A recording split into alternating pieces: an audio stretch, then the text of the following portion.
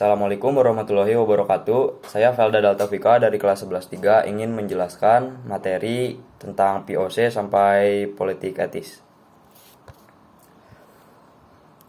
Nah, POC pada 1602 sampai 1800 itu adalah ambisi Belanda untuk menguasai rempah-rempah. Nah, lebih tepatnya agar dapat bersaing dengan bangsa Eropa lainnya.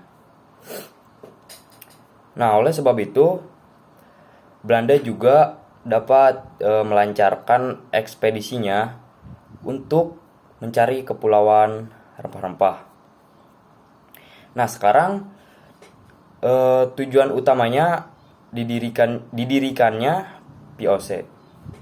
Nah, tujuannya yaitu menghindari persaingan antar pedagang, lebih tepatnya menghindari persaingan antar pedagang Belanda. Selanjutnya itu menghindari persaingan dengan pedagang Eropa lainnya, usai menguasai dan memonopoli perdagangan rempah-rempah. Nah, tetapi POC dalam perkembangannya bertindak seperti sebuah negara. Nah, POC dijadikan sebagai wakil pemerintahan kerajaan di Indonesia. Oke, yang selanjutnya POC memiliki hak istimewa atau hak oktroy. Bisa disebut hak oktroy. Hak oktroy itu hak mencetak uang sendiri, hak memelihara angkatan perang, atau bisa disebut juga Engagement surung LOC.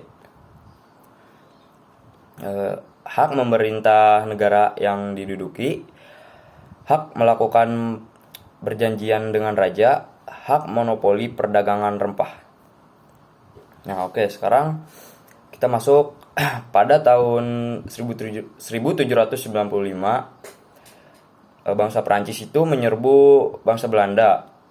Nah, setelah itu muncullah kaum patriot dari bangsa Prancis yang membuat Raja Willem V itu melarikan diri ke Inggris. Nah, akhirnya bangsa Belanda pun dikuasai oleh Prancis. Prancis kemudian membuat sebuah pemerintahan yang bernama Republik Batav. Nah, lebih tepatnya yang dipimpin oleh Louis Napoleon. Nah, pemerintahan Indonesia pun di bawah kekuasaan Batav, Raja Willem V. Kemudian menyampaikan surat Kew yang berisi pemerintah Belanda menyerahkan ke Inggris, bukan Perancis. Nah, Inggris pun ke Indonesia dan mengambil daerah Padang, Ambon, Aceh, dan membuat Angkatan Batav itu intinya mengambil semua daerah bekas POC. Nah, Louis itu pemimpin Batav menunjuk Daendels pada tahun 1808 sampai 1811, yang dimana itu tugasnya mempertahankan Jawa, hapus feodalisme, dan membuat berbagai kebijakan. Di antaranya itu kebijakan pertahanan. Nah, ada memperbanyak jumlah pasukan, misalnya 18.000 orang pribumi, lalu membuat angkatan legion Mangkunegara, dan membangun jalan raya Anyer sampai Panarukan. Nah, selanjutnya itu kebijakan politik dan pemerintahannya. Nah, mengangkat bupati itu sebagai pegawai, membagi Pulau Jawa menjadi 23 keresidenan. Terus ada kebijakan peradilan 3 peradilan. Di antaranya itu orang Eropa, Timur Asing, dan pribumi. Nah, buat peraturan pemberantas korupsi, itu tugasnya ya.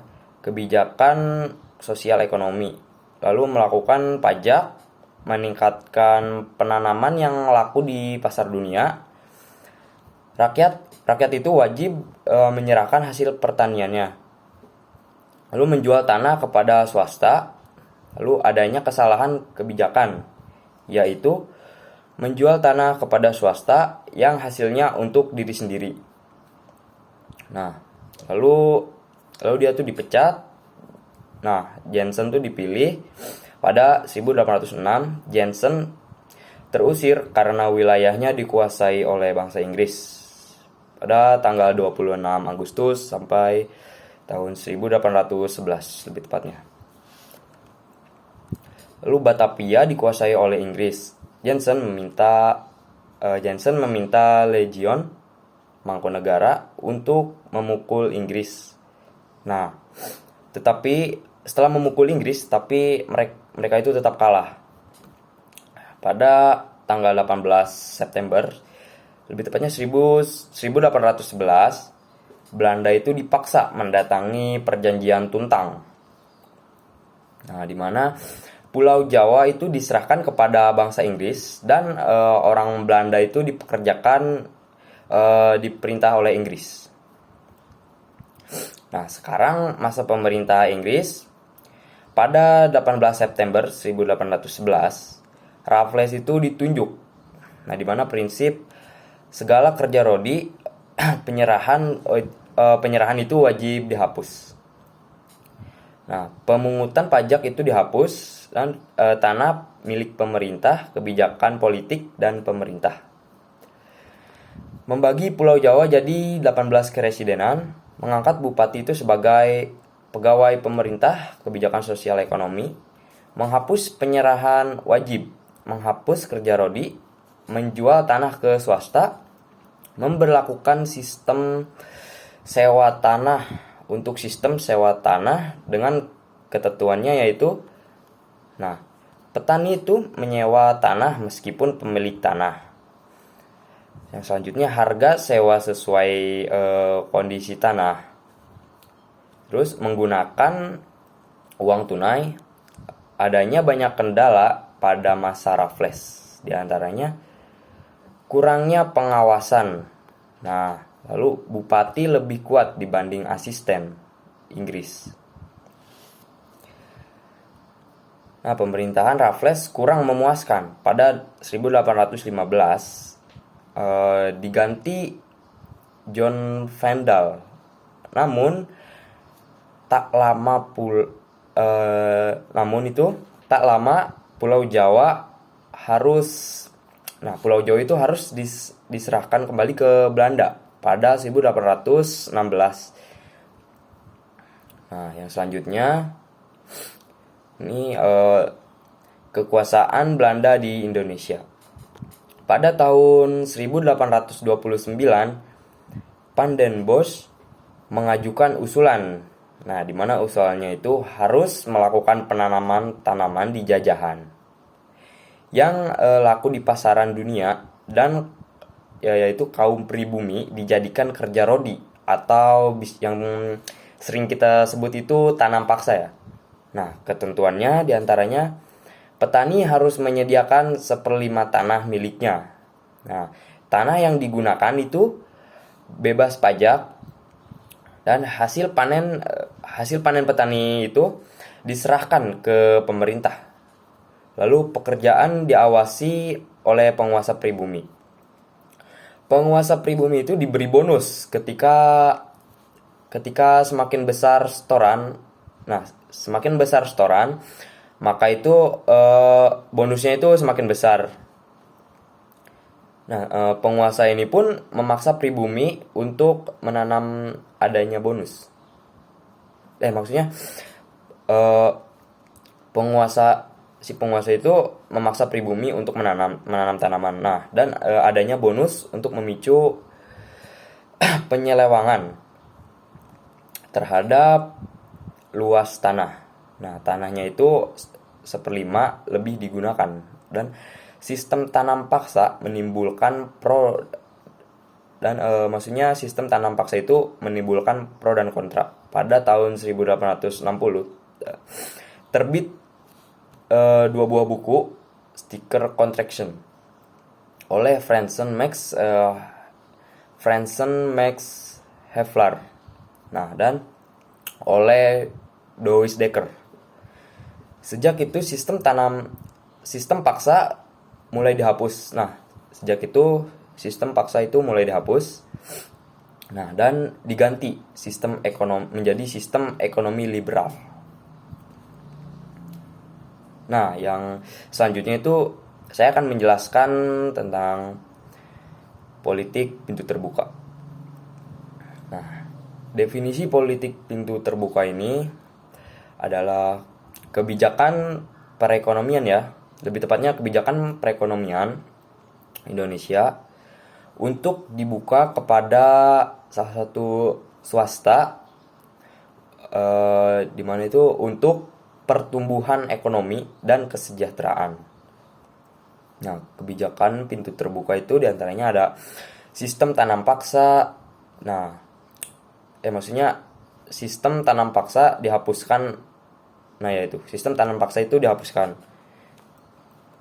Lalu ada ekonomi itu diserahkan kepada swasta dan ditandai dikeluarkannya Undang-Undang Agraria dan Gula. Nah, pelaksanaan pintu terbuka, perkebunan tebu, perkebunan tembakau. Nah, di sini ada dampaknya. Dampaknya itu memberi keuntungan kepada swasta. Hasil-hasilnya itu mengalir kepada bangsa Belanda. Dan yaitu saya akan menjelaskan politik etis. Ini yang terakhir. Nah, program dari politik etis yaitu edukasi sebagai pendidikan, lalu ada imigrasi sebagai saluran irigasi, dan emigrasi sebagai perataan penduduk. Lalu ada penyimpangan politik etis.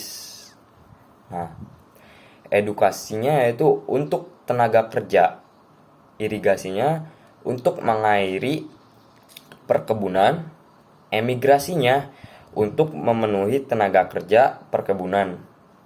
Nah, dan di sini ada dampaknya juga. Dampaknya itu pembangunan sarana aktivitas pertanian, pembangunan sarana transportasi. Oke, mungkin dicukupkan sekian penjelasan dari saya. Kurang lebihnya itu mohon maaf. Billahi taufik wal hidayah. Wassalamualaikum warahmatullahi wabarakatuh.